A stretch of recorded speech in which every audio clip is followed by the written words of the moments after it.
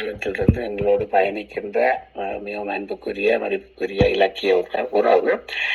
இன்று அவர் இந்த நிகழ்ச்சி வேறு ஒரு வேலை இருப்பதால் நேரத்துக்கு செல்ல வேண்டி இருப்பதனால் நான் அவரை முன்பு அழைக்கிறேன். எனவே அனைவரும் இனியவர்கள் மன்னித்துக் கொள்ளுங்கள். கோதையம்மன் அவர்கள் ஒரு சொந்த தமிழ் ஆசிரியர். அண்ணாமலை பல்கலைக்கழகத்திலே தமிழ் மொழியிலே முதுகலை பட்டம் பெற்றவர். வானொலி, தொலைக்காட்சி நிகழ்ச்சி தொகுப்பாளர், அறிவிப்பாளர், பல நிகழ்ச்சிகளை தொகுத்து வழங்குபவர்.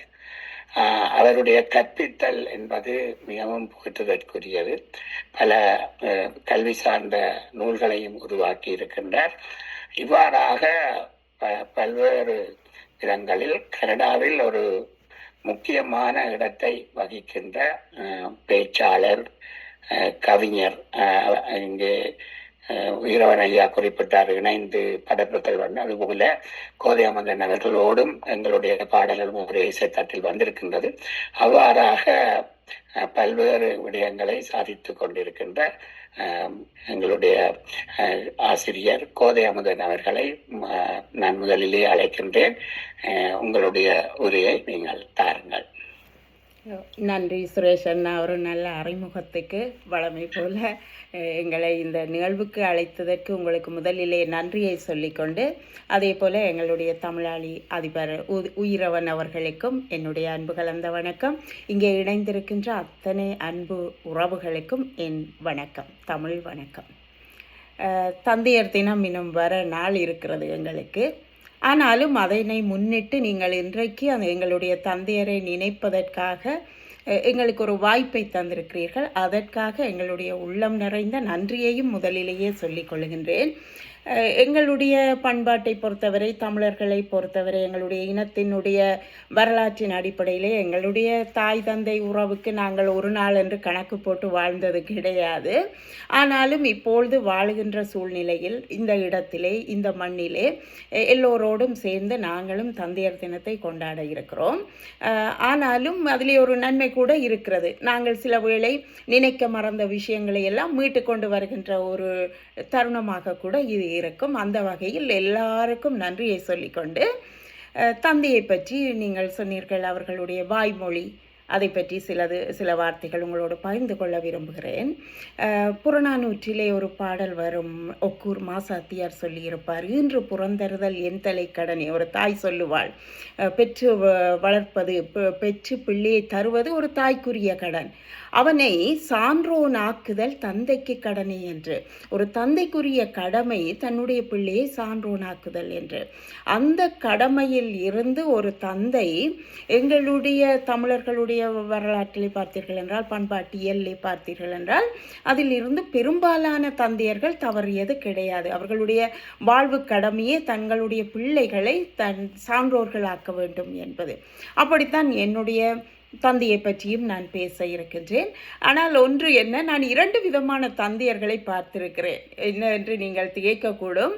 ஒன்று என்னுடைய தந்தையார், இப்பொழுது என்னுடைய பிள்ளைகளினுடைய தந்தையார் என்று 2 விதம். இருவருமே இருவேறு துருவங்கள் போல.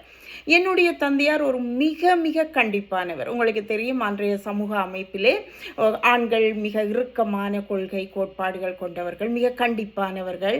அப்படியான ஒரு தந்தையையும் பார்த்து அந்த தந்தைக்கு கீழே வளர்ந்தவள் நான்.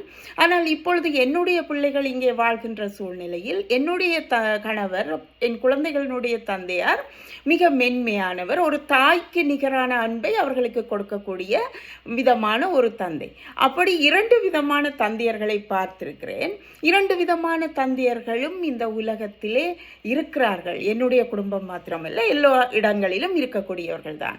ஆனால் எந்த வகையில் தந்தையர்கள் இருந்தாலும் அந்த வகை தந்தையர்கள் தங்களுக்குரிய கடமையில் இருந்து தவறியது கிடையாது. அவர்களுடைய நோக்கமே, குறிக்கோளே, தன்னுடைய பிள்ளையை நல்லவனாக இந்த சமூகத்திலே விட்டுவிட்டு தாங்கள் போய்விட வேண்டும். தங்களுடைய காலம் முடிகின்ற பொழுது தங்களுடைய பிள்ளைகள் அந்த இடத்தை நிரப்ப வேண்டும், இன்னும் அதைவிட உயரமாக போக வேண்டும் என்பதுதான் அவர்களுடைய விருப்பமாக இருக்கும்.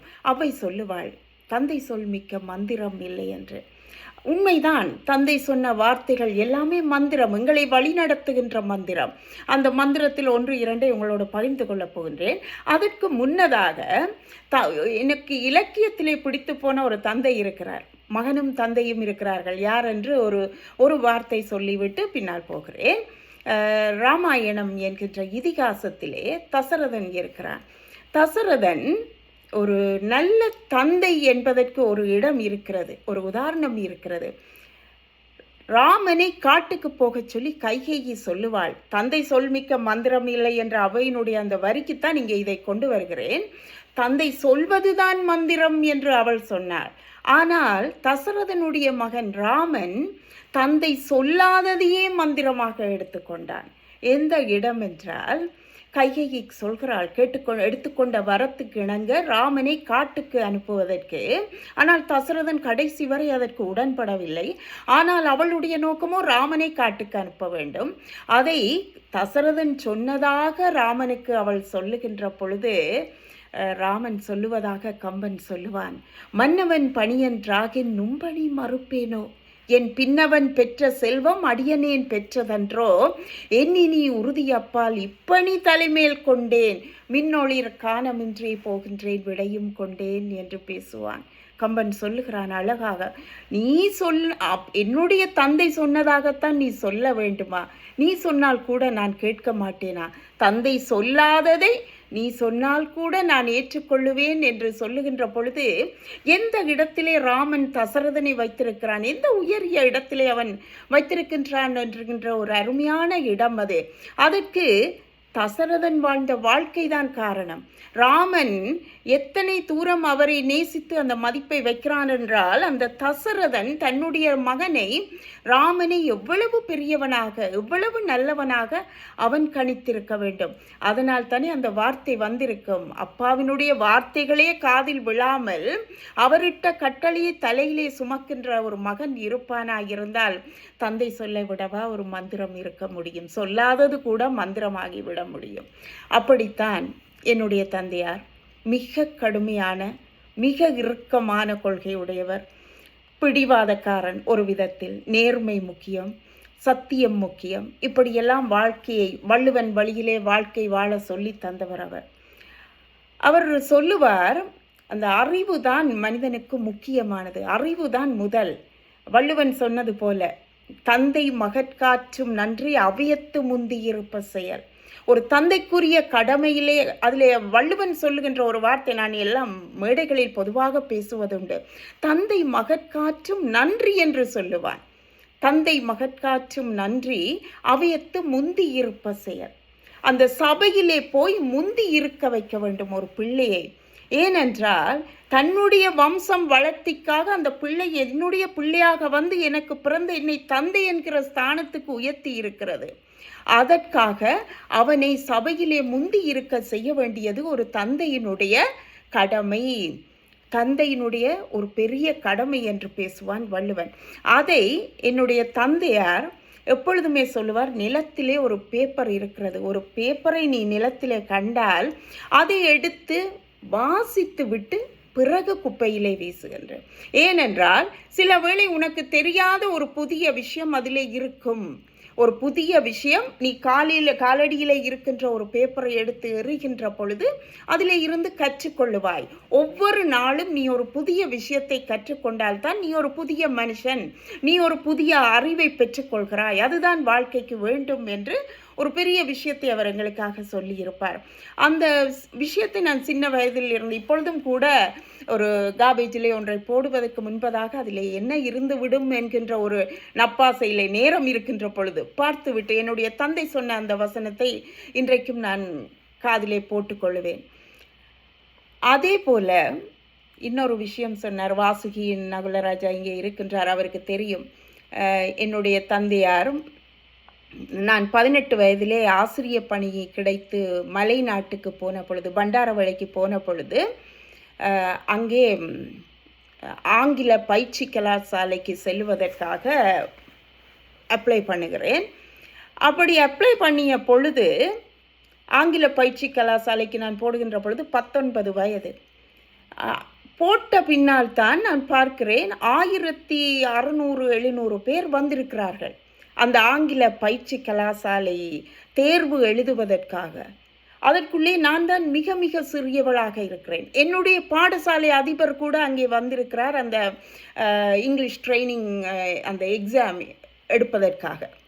எனக்கு நடுங்குகிறேன் இருந்த அப்பா, நான் செய்யவில்லை, எனக்கு பயமாக இருக்கிறது என்று சொன்ன பொழுது நான் சொன்னேன், அப்பா எங்களோட பிரின்சிபலே வந்து அவருக்கு வயது நான் நினைக்கிறேன் 40-45 வயது அந்த நேரத்தில் இருந்திருக்கும். வந்திருந்த பொழுது அப்பாவுக்கு சொல்லுகிறேன், அப்பா எனக்கு பயமாக இருக்கிறது, நான் எழுதவில்லை, தேர்வு எழுதவில்லை, நாங்கள் போவோம் என்று. கொழும்பிலே நடக்கிறது. அப்பா கேட்டார், உன்னுடைய பிரின்சிபலுக்கு இப்போ வயது 40-45க்கு மேலே, அவர் இவ்வளவு காலமும் அவரால் அதை பாஸ் பண்ண முடியாதபடியாக தான் அவர் இந்த வயது வரைக்கும் இருக்கிறார். நீ இது முதல் தரம் வாரா, செய்து பாரம்மா, செய்து நீ சரியா வந்தா சரி, பிழைச்சா இன்னொரு முறை முயற்சி செய்யலாம், அவரை பற்றி நீ யோசிக்க வேண்டாம், உண்ட திறமையை நீ நம்பு, நீ போய் எழுது என்று சொன்னார். அவர் அதற்குள்ளே சொன்ன ஒரு விஷயம், அவருடைய இந்த வயதுக்கு அவர் உண்மையாகவே வெல்ல முடியுமாயிருந்தால் எப்பொழுதோ வென்றிருக்கலாம். அதற்காக நீ அவரை இட்டு பயப்படாமல் நீ போன்ற எனக்கு ஒரு உற்சாகமாக ஒரு விதியை போட்டார். சரி என்று நான் போய் எழுதிய பின்னால் எனக்கு அந்த பயிற்சி கலாசாலைக்கு இடம் கிடைத்தது. ஆனால் அப்பொழுதும் எங்களுடைய பிரின்சிபலுக்கு கிடைக்கவில்லை.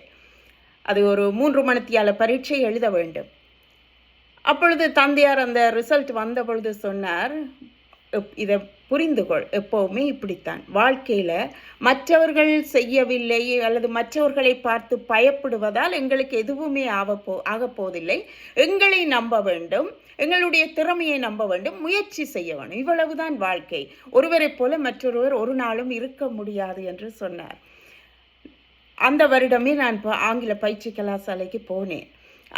அந்த உண்மையாக அந்த நேரம் அப்படியான ஒரு வார்த்தை என்னுடைய தந்தையார் எனக்கு சொல்லி இருக்கவில்லை என்றால், அப்படி ஒரு அறிவுரை அந்த நேரம் கிடைக்கவில்லை என்றால் நான் பயந்து வந்தே இருப்பேன். எனக்கே தெரியும், நான் இயல்பிலேயே ஒரு பயமுள்ளவள்.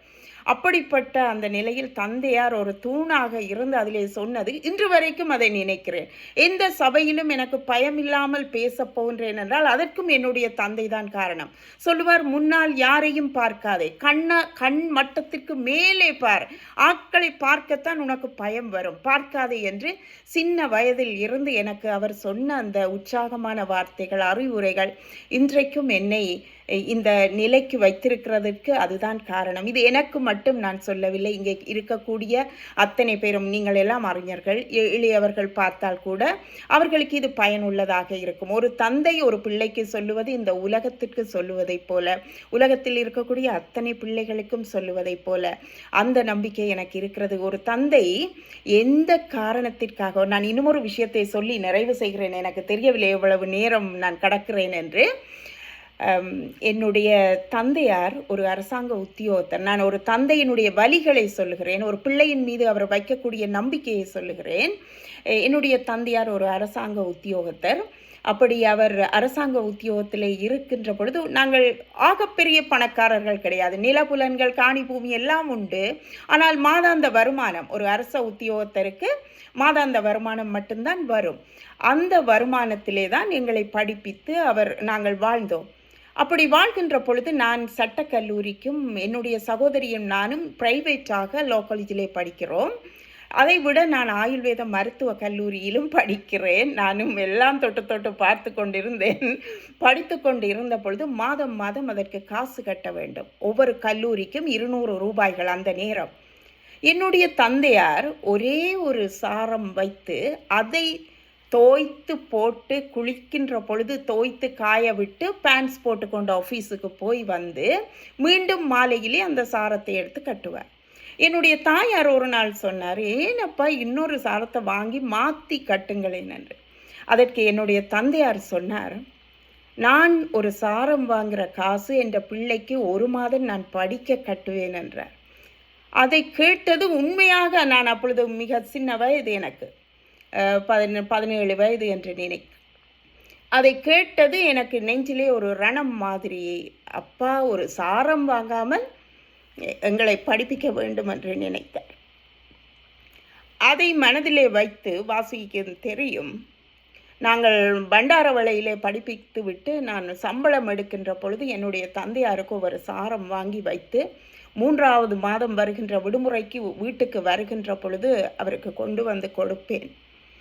அவர்கள் கட்டுகின்ற பொழுது அவருடைய அந்த சந்தோஷத்தை இன்னமும் அந்த முகம் உடனே கொண்டு போய் கட்டிக்கொண்டு போகின்ற இடமெல்லாம் சொல்லுவார், இது என்னுடைய பிள்ளை வாங்கி வந்தது, என்னுடைய பிள்ளை வாங்கி வந்தது என்று.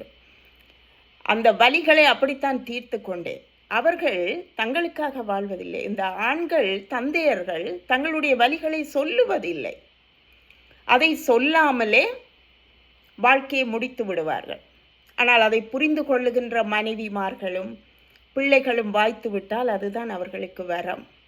சில பேர் அவர்கள் இல்லாத காலத்தில் தான் அதை உணர்கிறோம். அது மிக பிழை.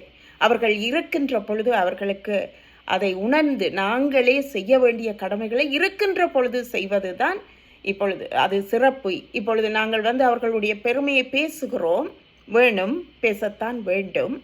ஆனால் இருக்கின்ற பொழுது செய்வது என்பது அதை போல பல கோடி மடங்கு பெரியது.